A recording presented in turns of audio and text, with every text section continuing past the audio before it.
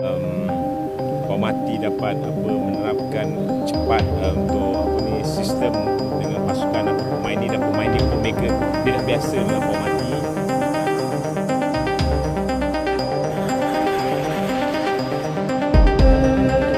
Kali pertama ia berlaku. Jadi janganlah buat begitu, kerana itu amat memalukan. Itu Baru kali ini terjadi, Malaysia sampai benar-benar tak percaya dengan permainan indah timnas Indonesia. Negeri jiran yang selama ini sering meremehkan, kini terpaksa angkat tangan dan menyebut Indonesia sebagai tim yang tak masuk akal, sampai bilang seperti ini. Namun sebelum kita lanjut, jangan lupa like, komen, dan subscribe agar kalian tidak ketinggalan update terbaru dari kami, karena itu semua tidak akan mengurangi rezeki kalian, justru bisa membantu usaha pemerintah untuk mengurangi tingkat pengangguran yang ada di Indonesia. Kalau sudah, mari kita lanjut. Pertandingan dramatis terjadi di Stadion Gelora Bung Tomo, Surabaya. Timnas Indonesia menghadapi Chinese Taipei dalam laga uji coba internasional yang masuk rangkaian persiapan menuju ronde keempat kualifikasi Piala Dunia 2026. Sejak menit awal, skuad Garuda langsung tampil menggila. Baru berjalan 4 menit, penonton sudah bersorak histeris. Jordi Amat pemain naturalisasi yang bisa berperan sebagai benteng pertahanan, kali ini menjadi pembuka pesta gol malam ini. Bermula dari umpan dari David Beckham Putra, sundulan Jordi Amat menghujam deras ke gawang China Taipei, skor 1-0. Di menit ke-22, Ramadan Sananta, striker muda andalan timnas Indonesia, berhasil menggandakan keunggulan. Ia memanfaatkan sundulan umpan matang di dalam kotak penalti dan melepaskan tendangan keras tanpa bisa dihentikan kiper lawan, skor 2-0. Menit ke-33, Mark Klok, gelandang pekerja keras pengangkut air yang baru comeback di timnas Indonesia, ikut mencatatkan namanya di papan skor. Dengan tenang, ia melepaskan tendangan dari luar kotak penalti. Bola meluncur deras ke pojok gawang Chinese Taipei, skor 3-0.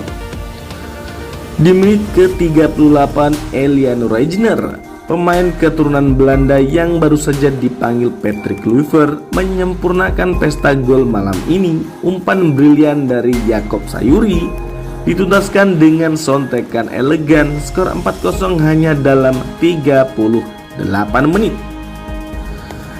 Yang membuat suasana semakin panas bukan hanya skor besar saat ini. Negeri jiran Malaysia tiba-tiba bereaksi keras. Mantan Presiden FAM, Asosiasi Sepak Bola Malaysia, Datuk Hamidin Muhammad Amin, dalam sebuah wawancara langsung terang-terangan mengakui tidak percaya dengan permainan indah timnas Indonesia malam hari ini. Bagaimana mungkin Indonesia bermain sefantastis ini? Babak pertama saja sudah 4 gol, sementara kami sore tadi nyaris ditahan imbang Singapura 2-1. Ini sungguh di luar dugaan. Sungguh tak masuk akal, ucap Hamidin dengan nada getir sembari seolah mengejek timnas mereka sendiri. Ungkapan ini sontak menjadi bahan perbincangan warganet. Banyak yang menilai pernyataan Hamidin Muhammad Amin ibarat tamparan keras bagi sepak bola Malaysia. Selama ini mereka sering menyombongkan diri, namun kini harus mengakui sportivitas alias keunggulan timnas Indonesia. Tidak berhenti sampai di situ, lini masa media sosial di Malaysia pun ikut meledak. Warganet negeri jiran ramai-ramai menyebut bahwa Indonesia sudah membuktikan diri dengan fakta nyata saat ini. Bukan hanya sekedar wacana seperti tim kebanggaan mereka, Harimau Malaya. Beberapa komentator bahkan sangat pedas dalam menuliskan artikel mereka. Kami hanya bisa bicara, tapi Indonesia benar-benar membuktikan di atas lapangan. Malaysia butuh puluhan tahun lagi untuk mengejar level dari timnas Indonesia. Dan komentar paling mengejutkan datang dari Sultan Johor Darul Takzim, pemilik Johor Darul Takzim atau JDT. Ia mengakui secara terbuka bahwa Malaysia membutuhkan waktu puluhan tahun untuk bisa sejajar dengan Indonesia. Pelatih baru timnas Indonesia Patrick Kluivert membuktikan ucapannya sehari sebelum pertandingan. Ia berjanji akan membuat kejutan dengan line up yang berbeda dan hasil yang nyata. Beberapa keputusan berani Kluivert antara lain menurunkan Shane Patinama, Nathan Tejoy Aon, dan Ramadan Sananta sejak menit awal. Memberikan kesempatan comeback pada Mark Klok.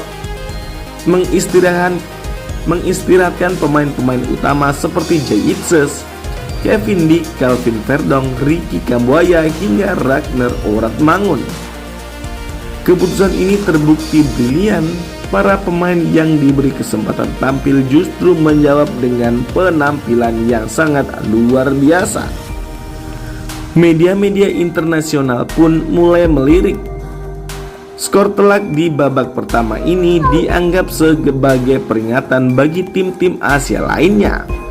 Jika Indonesia mampu menghancurkan Cina Taipei dengan 4 gol pada 45 menit pertama, bagaimana jadinya jika mereka menghadapi tim-tim yang lebih besar dengan strategi yang sangat matang? Sementara itu Malaysia yang sebelumnya penuh percaya diri usai hasil tipis melawan Singapura, kini justru menjadi bahan tertawaan publik mereka sendiri. Indonesia menang telak, membangun fondasi kuat untuk Piala Dunia, memperlihatkan progres yang nyata dengan pemain keturunan dan lokal yang sangat mumpuni. Malaysia nyinyir dipermalukan Singapura, supporter kecewa hingga mantan pemain FAM, hingga mantan petinggi FAM mencibir timnas mereka sendiri.